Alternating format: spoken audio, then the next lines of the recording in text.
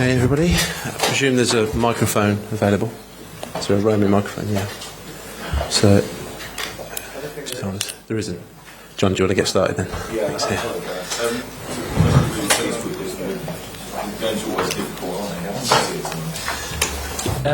I thought that, of course, we know we have the quality to win the games, but it's about your mentality then. And I thought that was excellent right from the start. We tried to balance looking at a few things with some experienced players that give you leadership on the pitch and set the tone.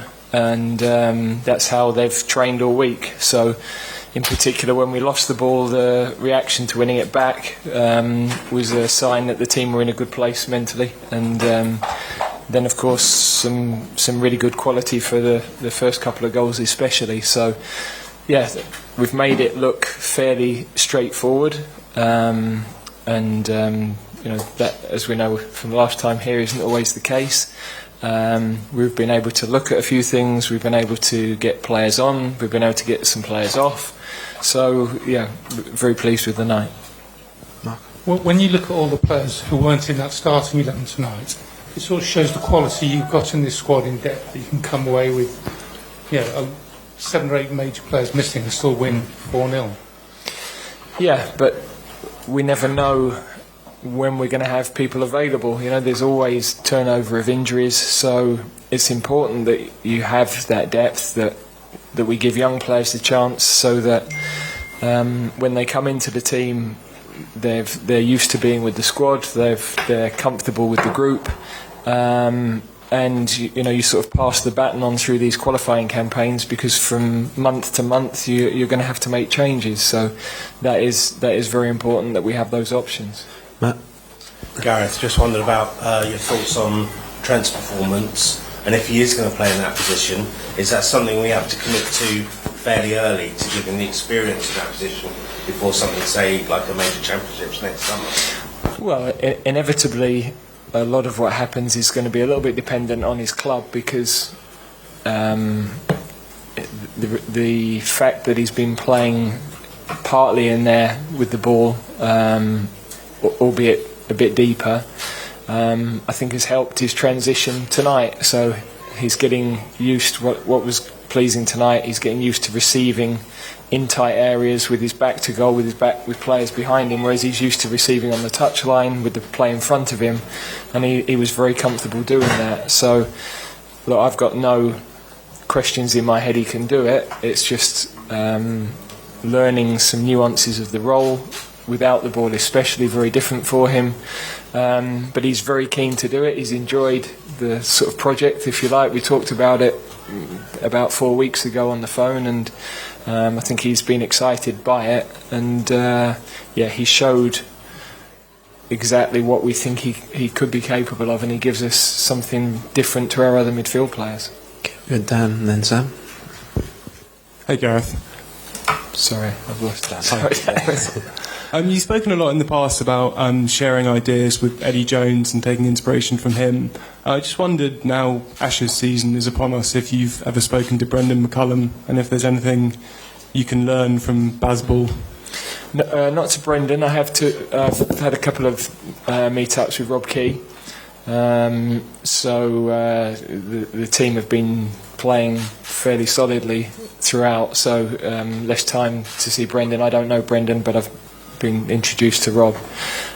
So it's something, I'm a big cricket fan. It's something that is hugely exciting to watch at the moment. Their mindset has been a big thing, but they've also got a lot of world-class players. We've got quite a few players I think would get in a World 11, so the standard is also very good. But there's definitely been this shift in how they're playing, and I would imagine it's the first team in my lifetime to declare 393 for 8 on day one. So that will be an interesting decision, because in the end people will judge that on the outcome as they do the decisions you make as a coach. So but that's a clue as to the mindset they're going into the series with. Sam? On Saka, is he injured? And just on that sort of mindset thing, Is that something that translates across? I mean, Bazball is sort of all about the kind of taking risks. Can that? Yeah, I mean, it's not. They've been doing it for a few months, so I think we've been evolving as a team as well. You know, I think it depends on what exactly you're looking at in terms of style of play, in terms of the players that you're prepared to play, playing youth. Of course, in their sport, it's been a complete shift in a test match perspective. That's hard to align it because they have a lot more games, they have a lot more time together. So whenever we've done cross-sport things, you're always mindful, okay, what are the bits we can pick off? What are the bits that might be unique to a different sport? And yeah, in the end, you're looking at things that are going to help you to win. I think the alignment between the captain and the coach is really strong. The alignment with the head of cricket is really strong, so they're all on the same page, which in any sports organisation is absolutely crucial. This summer is going to tell us a hell of a lot about whether, you know, that in the end they're going to be judged on an Ashes series in the way we are on a European Championship or a World Cup. Okay. And Saka, sorry?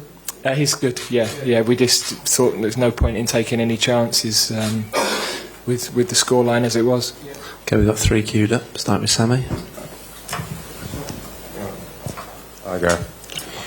Just looking ahead to Monday, did you or have you already got a clear plan of the team you were going to pick, regardless of what was going to happen tonight? And did anything that happened tonight influence what you do on Monday? Yep. But not the obvious that you might think. I think we always have in mind what happens. Of course, there's still training over the next couple of days also to take into account. But no, what we saw tonight probably confirmed a couple of things, but also, you know, left one or two things open. So.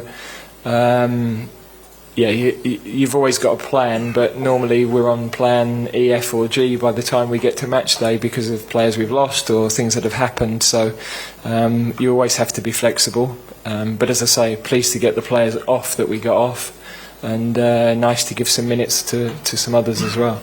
Okay, we've got Simon, then Jacob. Gareth, in March during the qualifiers, you're hammering home the mindset point. You were doing so in the build up to this. And the first thing the opposition coach said was about the attitude from the first minute to the last.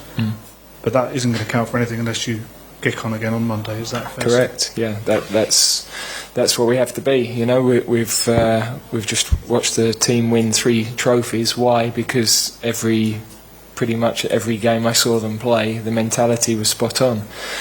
That helps when you've got competition for places like we have, because also you know that you can't afford a dip. You've got to produce.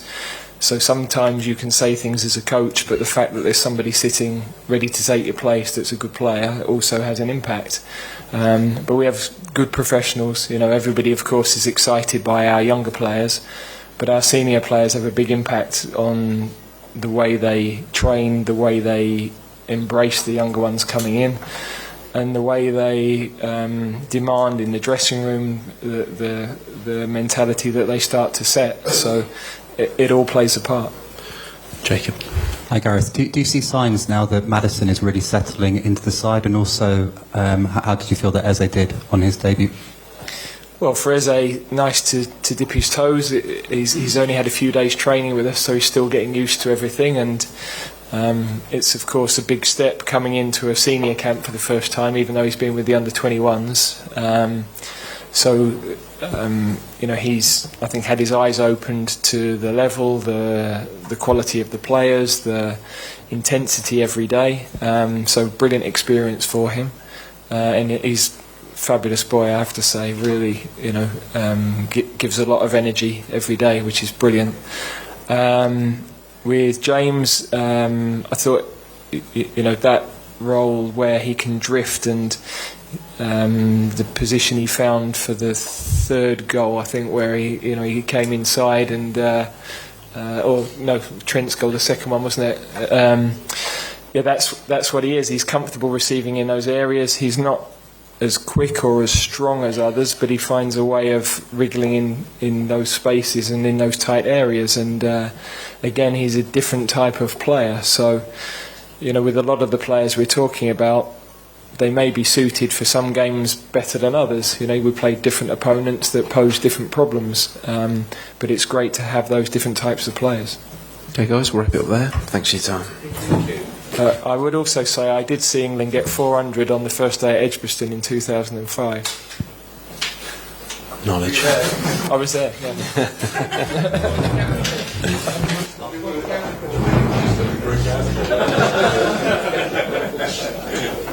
It's in a way, yeah. Oh, sorry.